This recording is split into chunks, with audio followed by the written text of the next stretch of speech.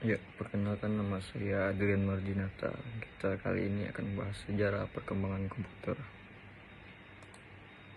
Yang generasi pertama yaitu tahun 1940 dan 1956. Perangkat komputer generasi pertama ini digagas oleh insinyur asal Jerman yang bernama Konrad Zuse.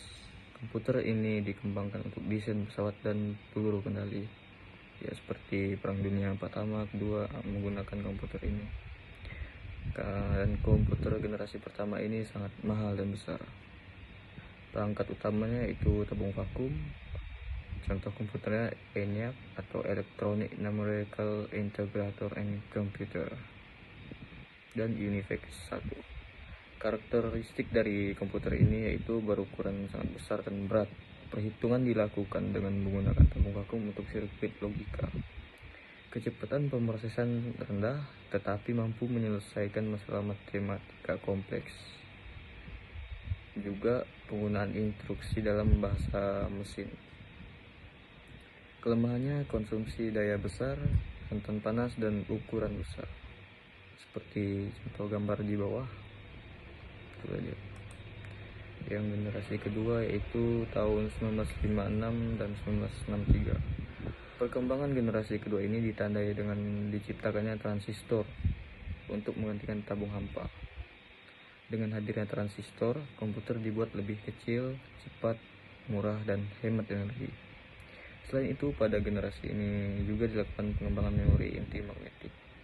Perangkat utama transistor, contoh komputernya IBM 1401 atau UNIVAC 1108. Karakteristiknya menggantikan tabung vakum dengan transistor yang lebih kecil dan lebih efisien, lebih cepat, dan lebih hemat energi.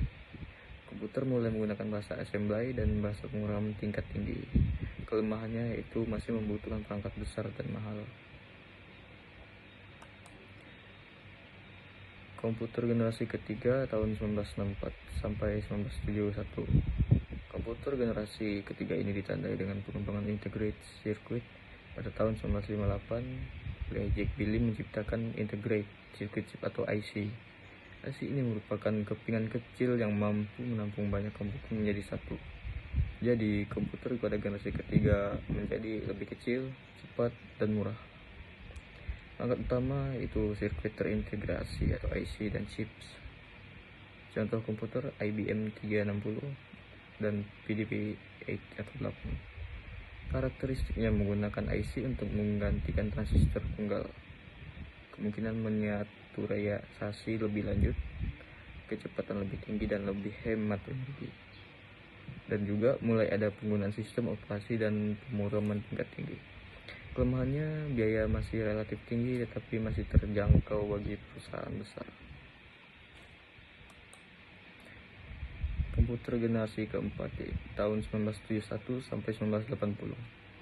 Komputer generasi keempat disebut juga sebagai komputer mikroprosesor.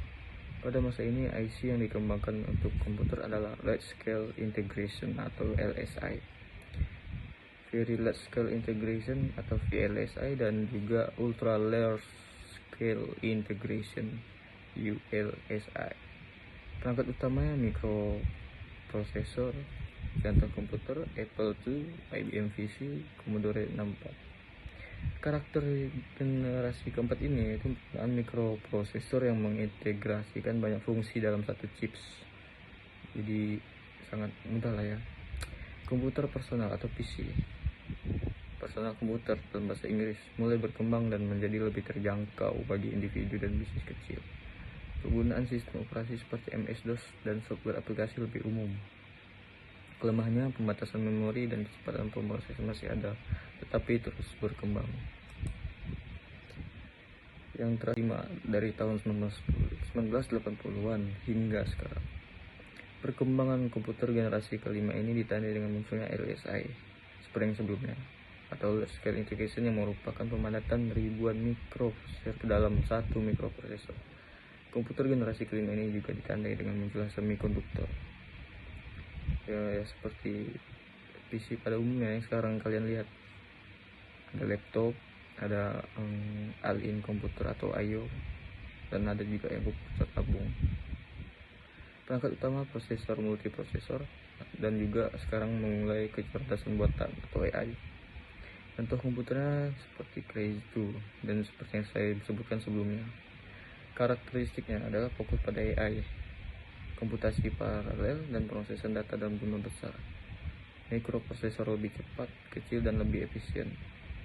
Perangkat lunak semakin kompleks dengan sistem operasi berbasis GUI atau GUI, Graphical User Interface, seperti internet dan jaringan komputer mulai berkembang pesat.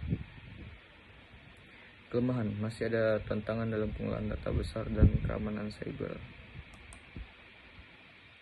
Sekian dari saya tentang penjelasan sejarah komputer.